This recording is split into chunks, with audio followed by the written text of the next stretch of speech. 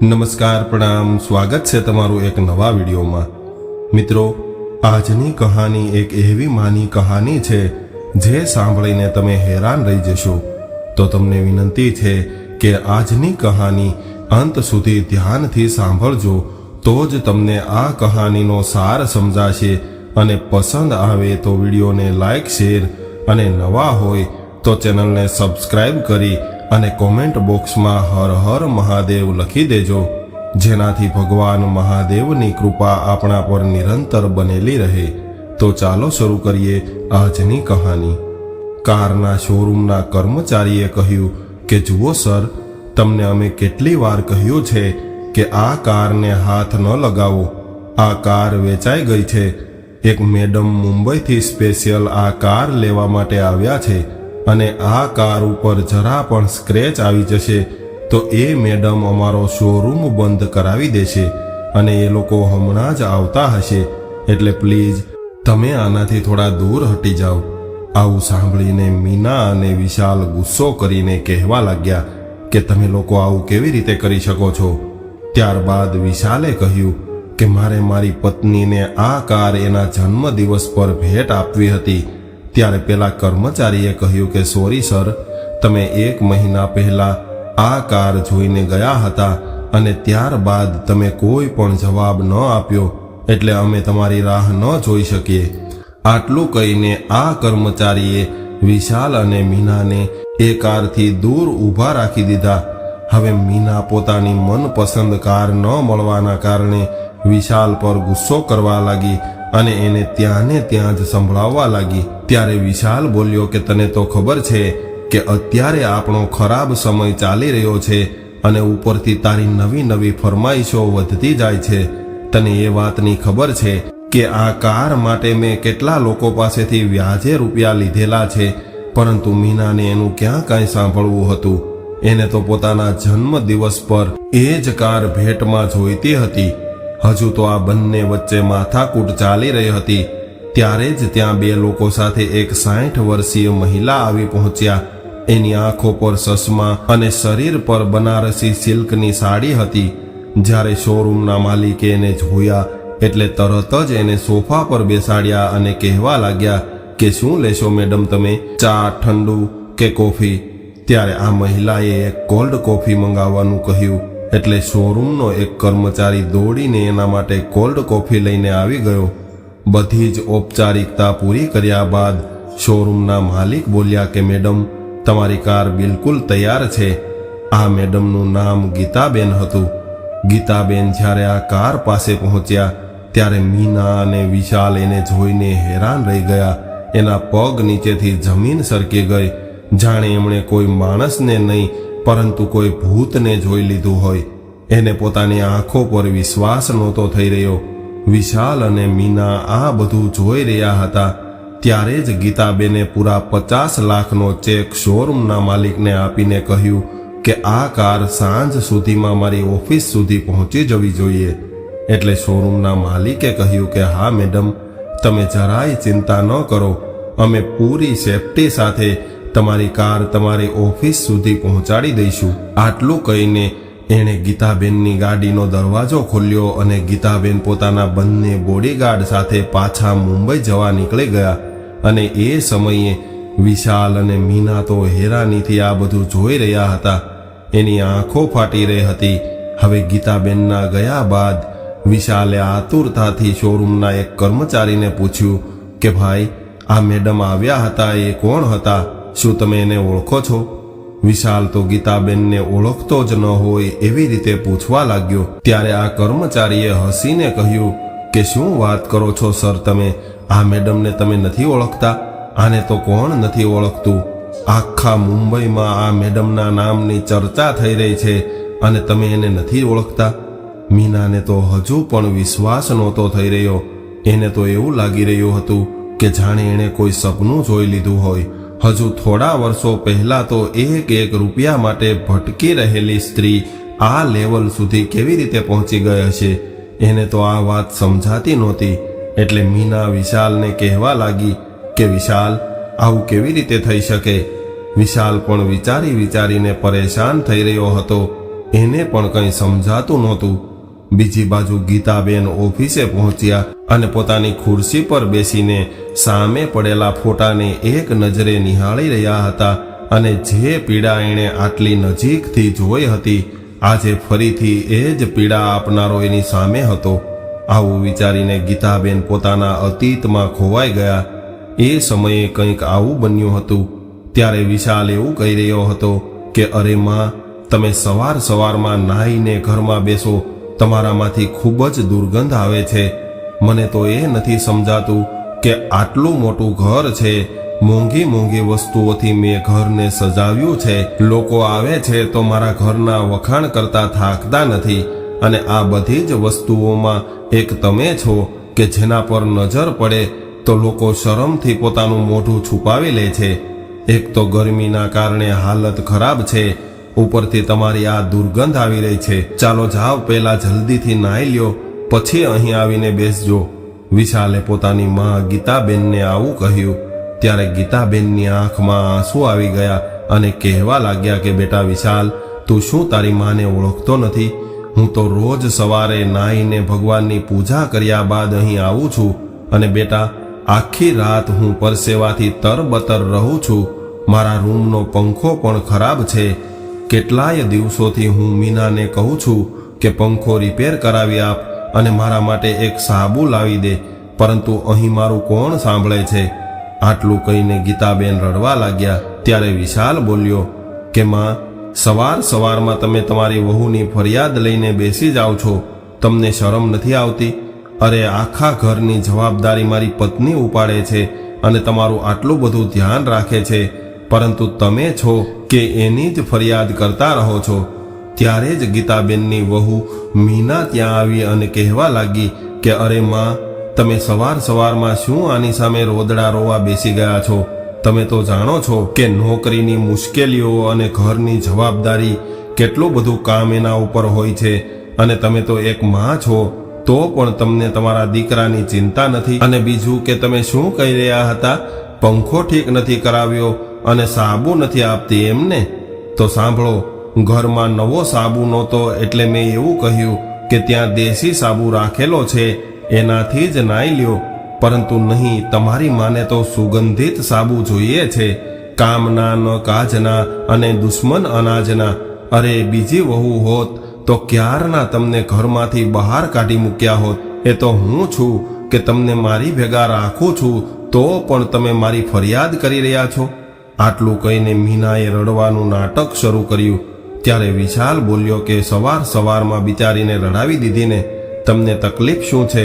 તમે કેમ દેશી સાબુથી નથી નાહી શકતા?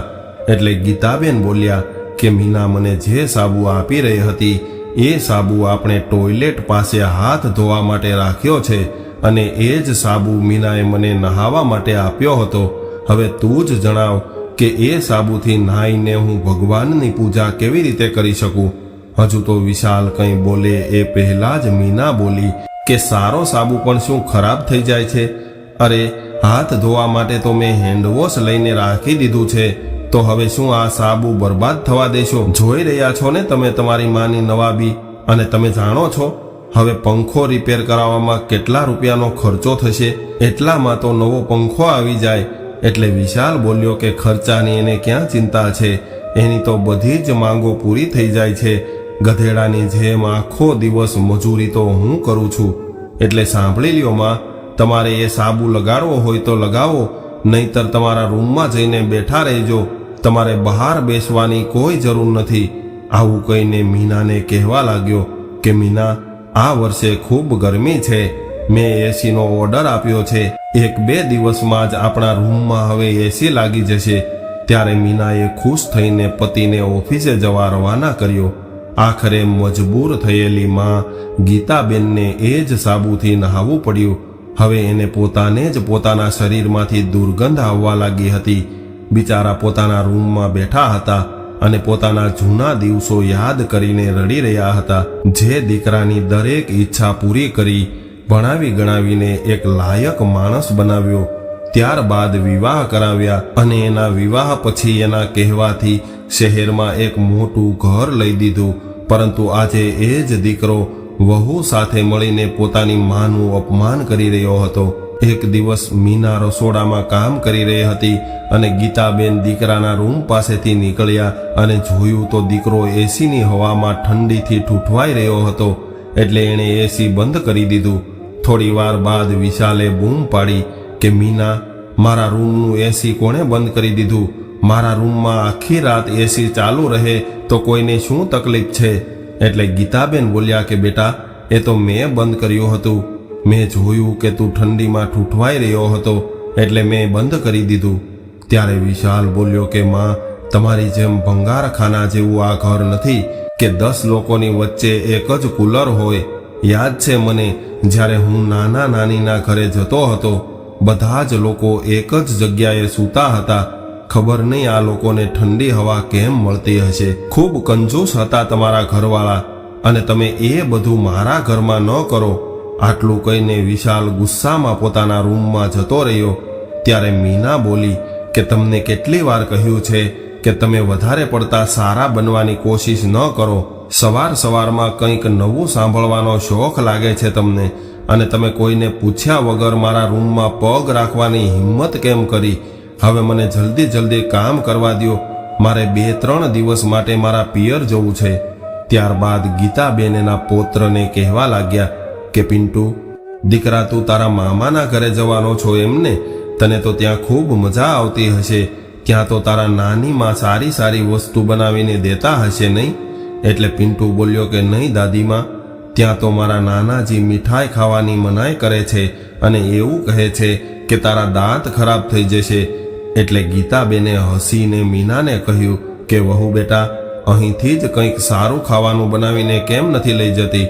આવું સાંભળીને મીના ગુસ્સો કરીને કહેવા લાગી કે મારા માતા પિતા એને સારી વસ્તુ શીખવાડે છે, તમારી જેમ નથી કે બાળકને બગાડીને રાખી દે. અને પિન્ટુ, તને કેટલી વાર કહ્યું છે કે તું તારી દાદી પાસે નહીં રમતો, નહીતર તારા શરીરમાંથી પણ દુર્ગંધ આવવા લાગશે.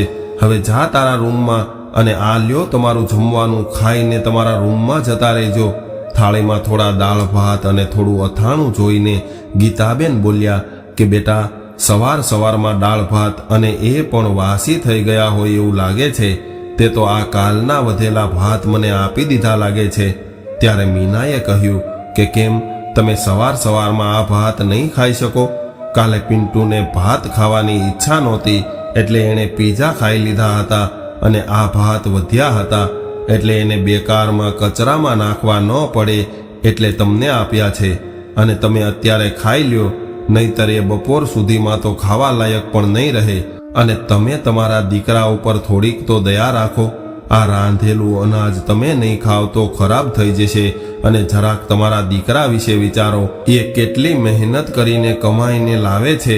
ત્યારે ગીતાબેન વિચારવા લાગ્યા કે આની સાથે માથાકૂટ કરવાથી કંઈ ફાયદો નથી, કેમ કે આ ઘરમાં મારી વાત સાંભળવા વાળું તો કોઈ નથી. વહુ સાથે દીકરો પણ મારું માન સન્માન અને ચિંતા કરવાનું ભૂલી ગયો છે. ગીતાબેનની આંખમાં આંસુ આવી ગયા અને એમણે આ વાસી ભાત ખાઈ લીધા અને પોતાના રૂમમાં જવા લાગ્યા. ત્યારે જ ફોનની રિંગ વાગી અને મીના બોલી ઉઠી કે અરે, આ સમયે કોણે ફોન કર્યો હશે? મીનાએ ફોન ઉપાડ્યો તો એની નણંદે કહ્યું કે કેમ છો ભાભી, અને માની તબિયત કેમ છે?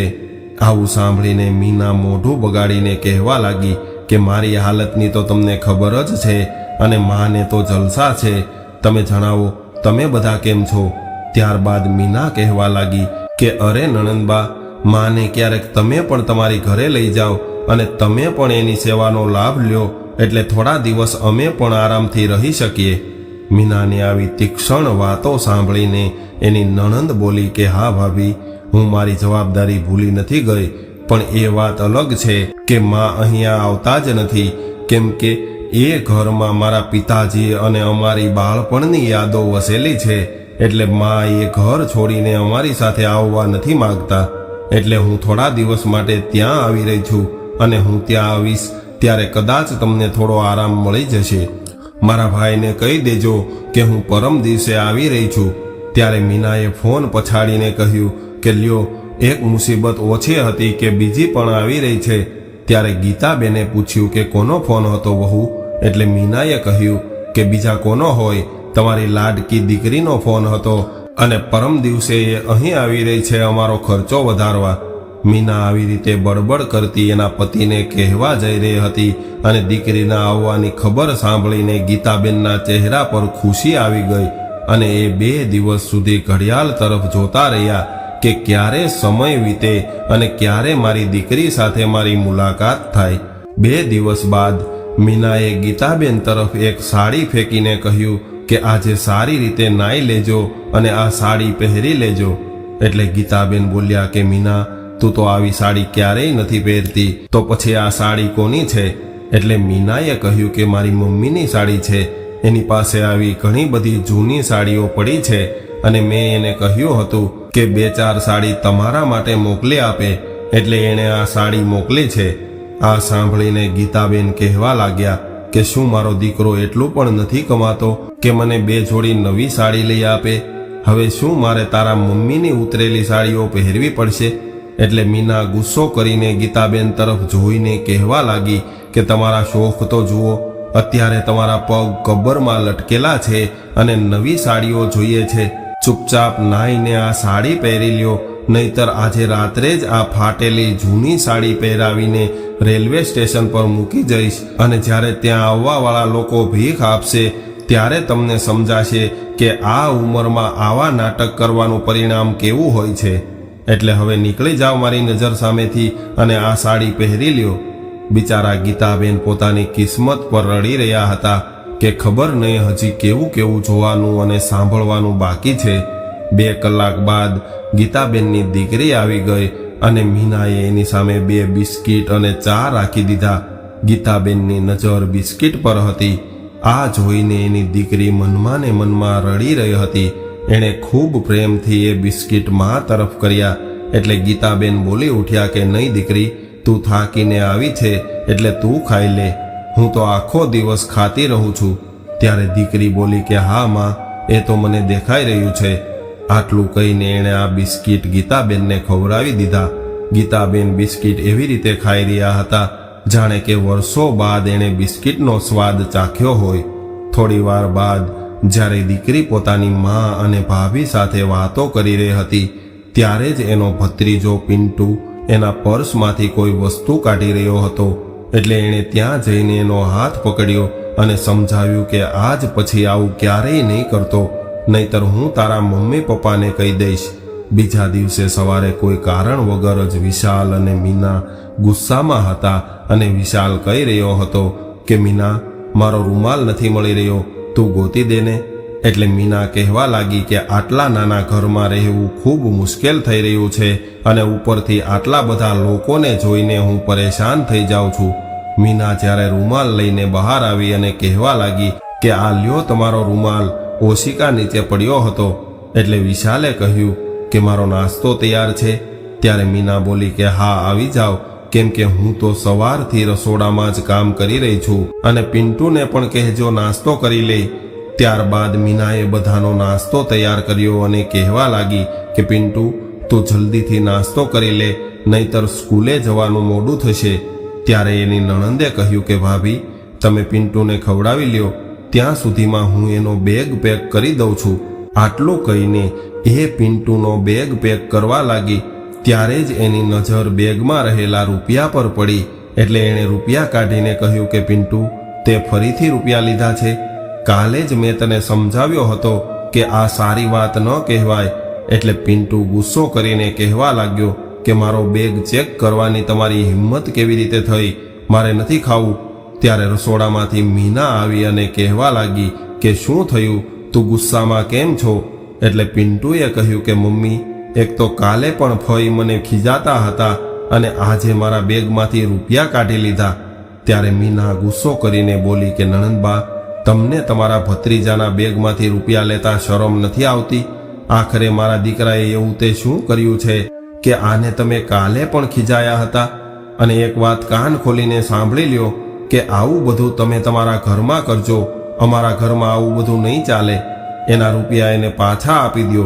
ત્યારે એની નણંદે કહ્યું કે નહીં, હું આ રૂપિયા એને પાછા નહીં આપું. ભલે એ નાનો છે પણ અમારા ઘરના આવા સંસ્કાર નથી. તમને ખબર છે કે હું એને શા માટે ખીજાતી હતી? તો સાંભળી લ્યો ભાભી, તમારા લાડકા દીકરાએ કાલે મારા પર્સમાંથી આ રૂપિયા કાઢ્યા હતા અને એ હવે તો ચોરી કરવાનું શીખ્યો છે અને એની જેટલી જીદ તમે લોકો માનો છો એટલો જ જિદ્દી થતો જાય છે. ત્યારે ગીતાબેન બોલ્યા કે દીકરી, તે જે કર્યું એ બરાબર કર્યું છે. આખરે પિન્ટુ પણ આપણો દીકરો છે અને કોઈ એવું નહીં ઈચ્છે કે એ બગડી જાય. એની જગ્યાએ જો મારો દીકરો હોત તો હું એને પણ સજા આપત. આવું સાંભળીને મીના કહેવા લાગી કે કોની એટલી હિંમત છે કે મારા દીકરાને હાથ લગાવે? ત્યારે નણંદે કહ્યું કે ભાભી, તમે તો એવી રીતે કહી રહ્યા છો જાણે કે પિન્ટુ અમારો કંઈ છે જ નહીં. અરે ભાભી, કદાચ તમે આજે એને નહીં રોકો તો કાલે આનાથી પણ વધારે મોટી ભૂલ કરશે. એટલે મીના બોલી કે જુઓ તો ખરા, તમે અહીં આવ્યા એને હજુ તો 2 દિવસ થયા નથી અને મારા દીકરાને ચોર બનાવી દીધો. ત્યારે વિશાલ બોલ્યો કે બહેન, તું મમ્મીને મળવા આવી હતી ને, હવે તે મળી લીધું હોય તો તું તારા ઘરે જઈને તારા ઘરની જવાબદારી સંભાળ અને અમને અમારા હાલ પર છોડી દે. ભાઈની આવી વાત સાંભળીને બહેન બોલી કે અત્યાર સુધી હું એ જ કરતી આવી છું. તમારાથી જ્યારે આપણી વૃદ્ધ માં નથી સંભાળી શકાતી તો તમારા મોટા થઈ રહેલા દીકરાને શું સંભાળશો? ભાઈ, જો તમે આવી વાતો કરશો તો બિચારો તમારો દીકરો શું શીખશે? અને ખોટી વાત પર તમે એને રોકતા નથી અને એની સામે તમે ખુદ તમારી માં અને બહેનનું અપમાન કરો છો. તમને એવું લાગે છે કે તમારો દીકરો મોટો થઈને તમારો આદર કરશે? બહેને આવું કહ્યું ત્યારે વિશાલ ગુસ્સામાં આવી ગયો અને પિન્ટુને થપ્પડ મારીને કહેવા લાગ્યો કે તું અત્યારે સ્કૂલે જા અને તારી સાથે તો હું સાંજે વાત કરીશ. ત્યારબાદ પિન્ટુ મોઢું બગાડીને જતો રહ્યો અને મીના એની નણંદને જેમ તેમ સંભળાવવા લાગી અને કહેવા લાગી કે રડાવી દીધો ને મારા દીકરાને, હવે તમને શાંતિ થઈ હશે ને? હવે જો તમારા કાળજાને ઠંડક મળી હોય તો તમે તમારા ઘરે જાઓ અને તમને તમારી માની એટલી બધી યાદ આવતી હોય તો આ ગંદકીની ટોકરીને તમારી સાથે લેતા જાઓ. હવે આને અમારે અમારા ઘરમાં નથી રાખવા. આવું સાંભળીને નણંદે કહ્યું કે ભાભી, કયું તમારું ઘર? તમને યાદ છે કે 11 વર્ષ પહેલા જ્યારે ગામડાની જમીન અને ઘર વેચવાની વાત થઈ હતી ત્યારે તમે બંનેએ કહ્યું હતું કે સાઇન કરી દો અને દીકરીની આટલી જ જવાબદારી હોય છે. અને શહેરમાં આ ઘર પણ મારા પિતાજીએ ખૂબ જ મહેનત કરીને મારી મા માટે બનાવ્યું હતું અને એણે એવું વિચાર્યું હતું કે આ ઘરમાં તમે લોકો મારી માનું પૂરેપૂરું ધ્યાન રાખશો. શું તમે લોકો માનું આવી રીતે ધ્યાન રાખો છો? ત્યારે વિશાલ બોલ્યો કે બહેન, તું કહેવા શું માગે છે? ત્યારે બહેન બોલી કે ભાઈ, કહેવા માટે વધ્યું છે શું? મેં તો લાલચ ન કરી, પરંતુ તમે લોકોએ તો માની કદર પણ નથી કરી. અને ભાભી, તમે એવું ચાહો છો કે હું માને મારી સાથે લઈ જાઉં? ત્યારે મીના તરત જ બોલી ઉઠી કે હા હા, લઈ જાઓ તમારી સાથે. ભાભીના આવા કડવા શબ્દો સાંભળીને નણંદે કહ્યું કે ઠીક છે ભાભી, હું મારી માને મારી સાથે લઈ જાઉં છું. અને તમે એક કામ કરો કે 11 વર્ષ પહેલા જે રકમ તમને જમીન અને ઘર વેચીને મળી હતી એ માના નામે ફિક્સ કરી દો. અને આ ઘર તો મારી માનું છે એટલે એ એકલા પણ અહીંયા રહી શકે છે. ત્યારે વિશાલે કહ્યું કે શું મતલબ છે તારો કે એ રૂપિયા માના નામે કરી દઈએ અને શું આટલા મોટા ઘરમાં માં એકલી રહેશે? ત્યારે બહેને હસીને કહ્યું કે હજી સવારે જ તો તમે બૂમો પાડી પાડીને કહી રહ્યા હતા કે આટલું નાનું ઘર છે, લોકોના આવવાથી તમને ગુગળામણ થાય છે, અને અત્યારે એવું કહી રહ્યા છો કે આટલું મોટું ઘર છે. ત્યારે મીનાએ કહ્યું કે તમે કદાચ માની સંપત્તિમાંથી કોઈ પણ પ્રકારનો ભાગ લેવાના ચક્કરમાં અહીં આવ્યા હોય તો તમને 1 રૂપિયો પણ નહીં મળે. અને હા, માને લેવા આવ્યા હોય તો એને લઈને જઈ શકો છો. એટલે નણંદ ઊભી થઈ ગઈ અને કહેવા લાગી કે મારી માં આ ઘરમાંથી બહાર શા માટે જાય? આ ઘર મારી માનું છે અને એ હંમેશા અહીંયા જ રહેશે. ત્યારે વિશાલ ગીતાબેનનો હાથ જોરથી પકડીને કહેવા લાગ્યો કે જરૂર તમે જ તમારી દીકરીને કહ્યું હશે કે અમે તમારું ધ્યાન નથી રાખતા. તો સાંભળી લ્યો માં, જો અમે તમને મૂકી દઈશું ને તો કોઈ તમારું ધ્યાન નહીં રાખે. ત્યારે દીકરીએ એના ભાઈનો હાથ પકડ્યો અને કહેવા લાગી કે મમ્મીનો હાથ મૂકી દે, નહીતર મારાથી ખરાબ કોઈ નહીં હોય. અને માં, આમાં ભૂલ ભાઈની અને ભાભીની નથી, પરંતુ તમારી પણ છે. ત્યારે ગીતાબેન રડતા રડતા બોલ્યા કે બેટા, હું શું કરી શકવાની છું? એટલે દીકરીએ કહ્યું કે શું નથી કરી શકવાના? મારા પિતાજીના ગયા બાદ તમે અમને બધાને સંભાળ્યા હતા, અને એના ગયા પછી તમે જ મારા વિવાહ કરાવ્યા હતા. અને મને યાદ છે, વિવાહના દિવસે જ આ લોકોએ મારી પાસે સાઇન કરાવી હતી, જેથી વિવાહ બાદ ક્યાંક હું બદલી ન જાઉં. જ્યારે આ લોકો આટલા બદલાઈ શકે છે તો તમે ખુદને કેમ બદલી નથી શકતા? અરે, તમે જ મને શીખવાડ્યું હતું કે પોતાના અધિકારો માટે બોલતા શીખો, તો પછી તમે તમારી જ શીખવાડેલી વાત કેમ ભૂલી ગયા? વહુ તો વહુ છે, પરંતુ તમારો દીકરો પણ તમારો આદર નથી કરતો, અને તમારો પૌત્ર પણ આવતા જતા તમને ઠોકર મારતો જાય છે, અને તમે ચૂપચાપ આ બધું સહન કરો છો. આજે દીકરીની વાતોએ ગીતાબેનને ખૂબ જ સાહસ આપ્યું હતું. ત્યારે મીનાએ ગુસ્સાથી એની નણંદના વાળ પકડી લીધા અને કહેવા લાગી કે આ એમ નહીં માને. મેં તારું ખૂબ માન રાખી લીધું, હવે ચાલ નીકળ મારા ઘરમાંથી બહાર. નણંદ ઈચ્છતી તો એક જ ઝટકામાં મીનાને જવાબ આપી શકતી હતી, પરંતુ એણે બસ પોતાની મા તરફ જોયું, અને અચાનક જ ગીતાબેનમાં એટલી તાકાત આવી ગઈ કે એમણે વહુને એક જોરદાર થપ્પડ મારી દીધી અને કહેવા લાગ્યા કે મૂક મારી દીકરીને. તારી આટલી હિંમત કે તું મારી દીકરી પર હાથ ઉપાડે? એક થપ્પડ પડતા જ મીના લડખડાઈને દૂર પડી ગઈ અને વિશાલ સામે આવીને કહેવા લાગ્યો કે માં, 4 દિવસમાં દીકરીએ તમને શું ખવડાવી દીધું કે તમારી ચરબી વધી ગઈ? હજુ તો ગીતાબેન કંઈ કહે એ પહેલા જ એની દીકરીએ પોતાના ભાઈને એક જોરદાર તમાચો મારી દીધો અને કહેવા લાગી કે બેશરમ, તું મારી મા સાથે આવી રીતે વાત કરી રહ્યો છો? અરે બેશરમ, જે વ્યક્તિ પોતાની જનેતાનું અપમાન કરે એ સમાજની બીજી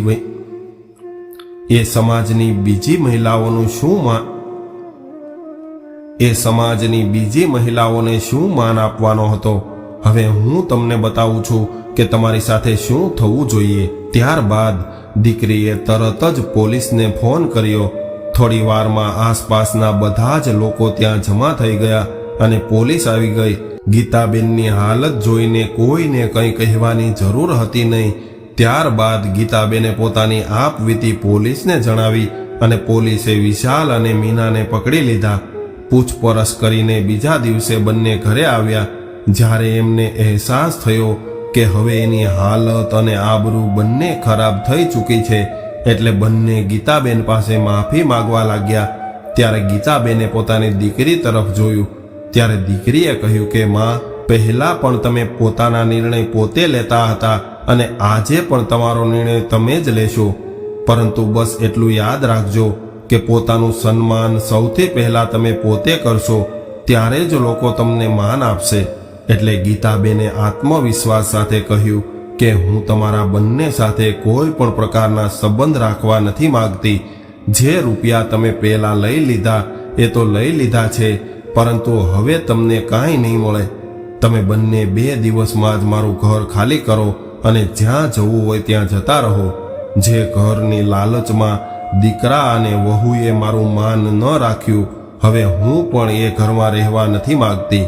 એટલે ઘરને વેચીને હું મુંબઈ જવા માંગુ છું, અને ત્યાં જ મારા જેવી દુખિયારી માતાઓ સાથે રહેવા માંગુ છું.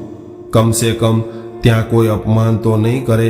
આટલું કહીને ગીતાબેન પોતાના રૂમમાં જતા રહ્યા. 2 દિવસ બાદ વિશાલ અને મીનાએ ઘર ખાલી કરવું પડ્યું.